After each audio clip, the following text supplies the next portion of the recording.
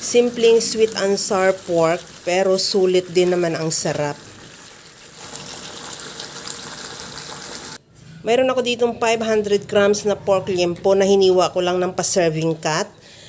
I-season ko na yan ng asin at paminta. Lagyan ko rin ng toyo. Maglagay na rin ako ng itlog at cornstarch. Ihalo ko lang yan at i-marinate ng mga at least 15 minutes. Habang ginagawa ko yan mga kalasa, kung bago ka pa lang sa aking channel, welcome. At huwag kalimutan mag-subscribe at i-click ang bell button para sa mga notification. At kung dati ka pa, welcome back.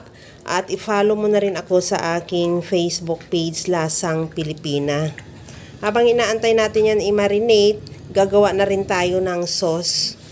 Maglagay na rin ako ng 1/4 cup na suka sa bowl. Lagyan ko rin ng 1/4 cup na tubig at 1/4 cup din na ketchup. Maglagay din ako ng 2 tablespoon na sugar at cornstarch. Maglagay din ako ng 2 tablespoon na toyo. Ihalo lang din hanggang sa matunaw yung asukal, cornstarch at ketchup at i-set aside muna. Sa kawali naman, magpainit na rin ako ng mantika at iprito ko na rin yung binabad nating karni. Antayin lang din na mag-brown o maluto yung kabilang side at saka natin baliktarin. Ganon din yung kabilang side, antayin lang din na maluto at tanggalin muna sa kawali at ilagay sa strainer para makatulo yung excess na mantika at i-set aside.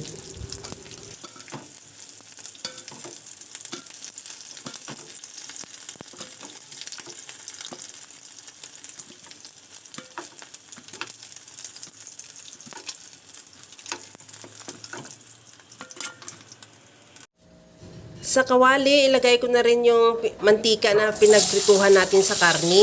At ipan-fry ko na rin yung bell pepper at the same time yung sibuyas na rin.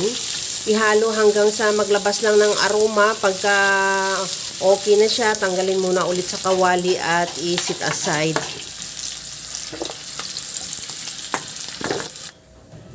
Sa disim na kawali, igisa ko na rin yung siling labuyo at isunod ko na ilagay yung sauce na ginawa natin. At ihalo lang hanggang sa maglapot at ilagay ko na rin yung piniritong karni. At ihalo lang din hanggang sa makut lang ng sauce yung karni.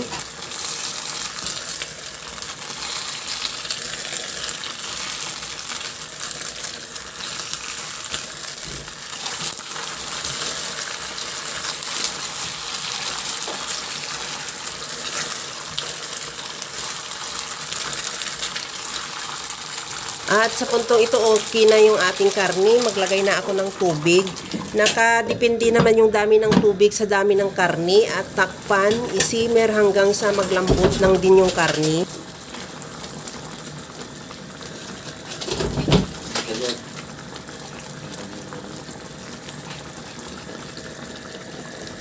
Para malaman na rin natin na malambot na yung karni, tusukin natin ng tinidor. Pagka malaman mo na okay na, pwede na natin ilagay dyan yung ating gulay, kagaya ng bell pepper at saka ng sibuyas.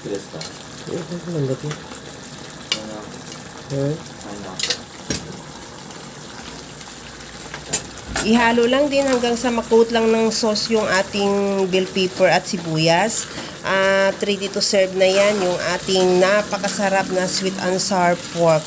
Kaya mga kalasa, kung nagustuhan mo yung ating video, please like na lang at pakishare na rin sa inyong mga friends.